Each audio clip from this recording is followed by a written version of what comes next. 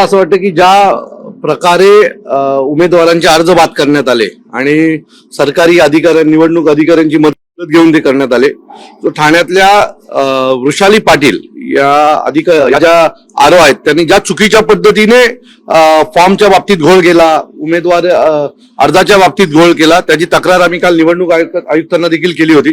आज आम्ही ठाण्याचे जे निवडणूक आयुक्त आहेत, जे ठाणे महानगरपालिकेचे आयुक्त आहेत, त्यांच्याकडे तक्रार केली आहे आणि आता त्यांनी मला आश्वासित केलेलं आहे की पुढच्या 24 तासाच्या आत त्या मॅडमवर कारवाई केली जाईल आणि त्याची चौकशी करून पुढच्या 24 तासाच्या आतमध्ये नवीन आरोंची नेमणूक होईल. चौकशी आणि कारवाई केल्यानंतर पुन्हा उमेदवारी मिळणार काय? त्याच्या बघा, त्या मॅडम त्या ज्या कोणी लेडीज आहेत त्यांना असं वाटत असेल की हे झालं की त्यांचा विषय संपला. असं नाही, त्यांच्या पाठी आम्ही लागणारच आहोत.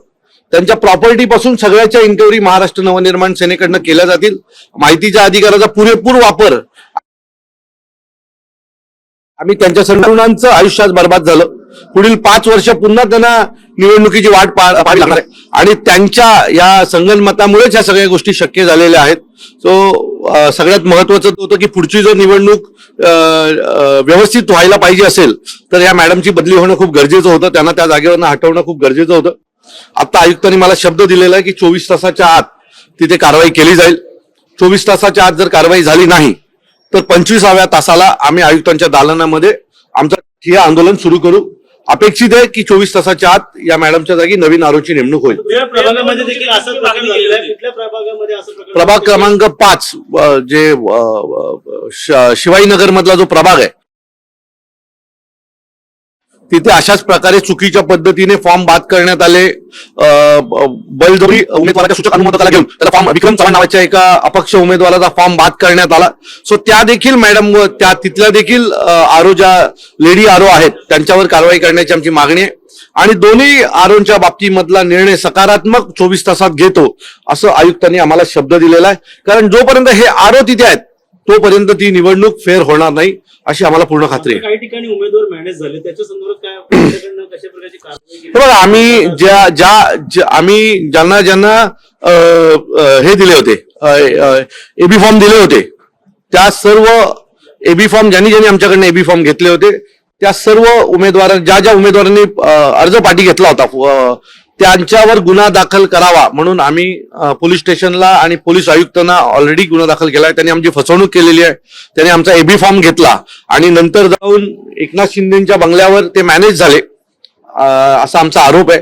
कारण आम्ही जो एक व्हिडिओ प्रस्थापित केला त्यात एक कॉन्स्टेबल आहे, पोलीस कॉन्स्टेबल, तो त्या उमेदवाराला गाग नावाच्या उमेदवाराला घेऊन उपमुख्यमंत्र्यांच्या घरी गेला आणि तिथून तो जाऊन त्यांनी अर्ज पाठी घेतला. तो गंगेत आंघोळ करायला तर गेला नव्हता ना, गेला असेल तर पैशाच्या गंगेमध्ये उडी मारायला गेला असेल. सो अशा लोकांवर पण गुन्हा दाखल झाला पाहिजे जे पक्षाची फसवणूक करतात. पक्षाचा उपयोग करून पक्षाचा एबी फॉर्म घेऊन तुम्ही जर तुमची घरं भरणार असेल तर ते आम्ही खपवून घेणार नाही. अशा लोकांवर देखील गुन्हे दाखल व्हावेत असं पत्र आम्ही 2 दिवसापूर्वी पोलीस आयुक्तांना दिलेलं आहे. आज आरोंच्या बाबतीत आम्ही तक्रार केलेली आहे आणि जी निवडणूक या लोकांना एकदम सोपी वाटते ती निवडणूक सोपी होणार नाही ही गोष्ट सत्ताधाऱ्यांनी लक्षात ठेवावी. मी आयुक्तांना आणि काल निवडणूक आयुक्तांना जे काय घडलं ते सगळं दाखवलं. आरोच्या केबिन मध्ये त्या दिवशी जो काही राडा झाला त्याचे व्हिडिओज आमच्याकडे होते ते आम्ही त्यांना दाखवलेले आहेत. त्यांनी जे कबूल केलं होतं त्या दिवशी की होय माझ्याकडनं चुकी झाली, तो फॉर्म डिस्प्ले करायला हवा होता, तो माझ्याकडनं झाला नाही. दुसरी गोष्ट, डिस्प्ले केल्याच्या फॉर्म मध्ये पण चुकीचा ऍफिडेव्हिट लावल्याचं त्यांनी कबूल केलं होतं, तीही गोष्ट त्यांना आम्ही सांगितलेली आहे. आणि अशा प्रकारे जर आरोज वागत असतील तर आम्ही विश्वास कोणाचा ठेवायचा? तुम्ही जर स्वतःला निवडणूक आयुक्त म्हणून तिथे काम करत असता किंवा आरो म्हणून काम करत असता आणि मी म्हणजे इथली प्रमुख असं जर तुम्हाला वाटत असेल, तुम्ही स्वतःला जर देवाचं रूप देत असाल तर तुम्ही देवासारखे वागले पण पाहिजे. तुम्ही दानवासारखे वागून जमणार नाही. त्यामुळे या आरोवर कारवाई, वृषाली पाटीलवर जोपर्यंत कारवाई होणार नाही तोपर्यंत शांत बसणार नाही. म्हणणं आहे की निवडणूक जी आहे पारदर्शक आहे. काय रे बापरे, एवढी सत्ताधाऱ्यांनी एवढी पारदर्शक निवडणूक केलेली आहे की निवडणुकीत मतदान करायची गरजच नाही. याच्यापेक्षा काय चांगलं पारदर्शकता असू शकते? निवडणूक लागल्यात पण अनेक लोकांना आता निवडणुकीचा अधिकारच बजावता येणार नाहीये. एवढी पारदर्शकता नकोय भारताला. संविधानामध्ये एवढी पारदर्शकता दाखवली नाहीये. तुम्ही कायदे बदलायला जाऊ नका. हा 21 नगरसेवक एका महापालिकेत ज्या वेळेला निवडून येतात ना, त्यावेळेला जनता देखील तुमच्याकडे पाहत असते आणि याचा जनतेला पण राग येत असतो. तुम्ही जे जनतेला गृहीत धरताय ना, ते धरणं बंद करा, नाही तर एक दिवस ही जनता जे नेपाळला झालंय तशाच प्रकारची घटना या भारतात पण होईल, एवढं लक्षात ठेवा. बिनविरोध निवडून आलेल्या लोकांचा एक इतिहासच झालेला असं देखील आता सत्तेवर बिनविरोध याच्या पुढे जर आज हा ट्रेंड कायम राहिला बिनविरोधचा, तर पुढच्या काही वर्षांनी म्हणजे पुढच्या वेळेला जेव्हा निवडणुका येतील ना, त्यावेळेला महापौर देखील बिनविरोधच बसेल.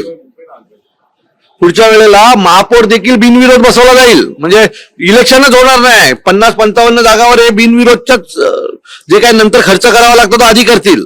पैशाची काय मागणी करण्यात आलेली का असं समजतंय, काही जण माघार घेतलेली आहे. सगळ्यांनीच पैसे घेतले. तो कोणी असं गेलो म्हणजे फॉर्म भरेपर्यंत तो चुकीचा होता, ज्याच्या विरोधात फॉर्म भरतोय. फॉर्म भरल्यावर लक्षात आलं की नाही हा माणूस देव आहे, असं कसं शक्य आहे ना? काहीतरी घडलं असेल ना. एकनाथ शिंदेच्या घरी जो मुलगा गेला होता तो काही गंगेत उडी मारायला गेला नव्हता ना, तो पैशात गेला असेल तर पैशाच्याच गंगेत उडी मारायला गेला असेल, कारण त्याचे आई वडील मागील अनेक वर्षांपासून एकनाथ शिंदेच्या विरोधात लढत होते. आणि आज अचानक त्याला असं वाटलं की नाही आता हे तर बाबा देव आहेत, असं होत नाही ना. फॉर्म भरेपर्यंत तो दानव होता. फॉर्म भरल्याच्या नंतर त्याला साक्षात्कार झाला की नाही हा माणूस तर खूप चांगला आहे उमेदवार समोरचा माझ्या. असं नसतं. अशात पैसेच खाल्ले गेलेले असतात. त्याने पैसे आणि त्याच्यासोबत आणखी एक गोष्ट खाल्ली आहे. सर, मनसे सेना आणि राष्ट्रवादी यांची जी लढाई आहे ती जनशक्ती विरुद्ध जनशक्ती जो आहे निवडणूक अधिकाऱ्यांचा बदलण्याचा निर्णय घेण्यात आलेला आहे. कुठेतरी आम्ही कोर्टात गेलोय आणि अपेक्षा आहे की कोर्ट आम्हाला याच्यामध्ये न्याय देईल. कोर्टाने जर आम्हाला न्याय दिला आणि या प्रक्रियेला स्थगिती दिली ना, तर आयुष्यात कोणीही उमेदवार विकत घ्यायची हिंमत करणार नाही. बिनविरोध इलेक्शन कुठे होणार नाहीत, कारण एकदा कोर्टाला देखील झटका द्यायला पाहिजे की बिनविरोध ठीक आहे, बिनविरोध आता आम्हाला स्टे द्या, 2 वर्ष चालू द्या केस, तेव्हा कळेल की उमेदवार विकत घेतल्याने काय होतं. जनशक्ती विरुद्ध जनशक्ती शिंदे यांच्यावर आहे. अनेक अपक्ष उमेदवारांनी सुद्धा हरकती सुचवल्या होत्या, हरकती घेतल्या होत्या, परंतु त्यांच्यावर कारवाई जी आहे ती आता तुमच्या ऍक्शन नंतर होताना पाहिजे. मला असं वाटतं की अनेक अपक्ष उमेदवार त्या दिवशी तिथे गोंधळ करत होते, त्याचे व्हिडिओज आहेत, तुम्हाला हवे असतील तर मी देतो. म्हणजे अनेक अपक्ष उमेदवारांचा विरोधच आहे या सगळ्या प्रक्रियेला, की आमची फसवणूक झाली आहे निवडणुकीच्या नावावर. एकाच आरोच्या अंडर 3 जण बिनविरोध निवडून येतात. 3 प्रभागात 3 लोक बिनविरोध ज्यावेळेला निवडून येतात ना, त्यावेळेला तो आरो भ्रष्ट आरो असतो. त्याची निवडणूक प्रक्रियेवर लक्ष नाही असा त्याचा अर्थ होतो. त्याचा विजय होईल का? वाटतं येणार का तेवढं तुम्ही आता परवानगी सत्यासाठी लढण्याचा प्रयत्न आम्ही करत राहू. विजय होईल तेव्हा होईल, कारण काय ना, जसा सूर्य उगवतो तसा सूर्य मावळतोय. एक दिवस हा उगवलेला भ्रष्टाचाराचा सूर्य एक दिवस मावळेल आणि नवीन सुरुवात होणारच आहे. पण तोपर्यंत लढण्याचं काम आम्ही करू.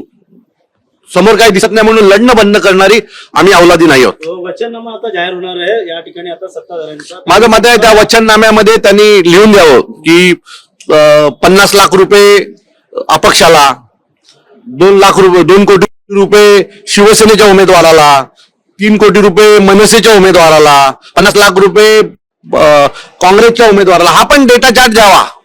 कारण पुढच्या येणाऱ्या निवडणुकीला तुमच्या वचननाम्यात ते पण हवेत की कुठल्या पक्षाच्या उमेदवाराला अर्ज पाठी घेण्यासाठी तुम्ही किती पैसे देणार आहात. हे देखील जर आलं त्यात तर मला असं वाटतंय की अजून प्रगतिशील भारतीय जनता पक्ष होईल.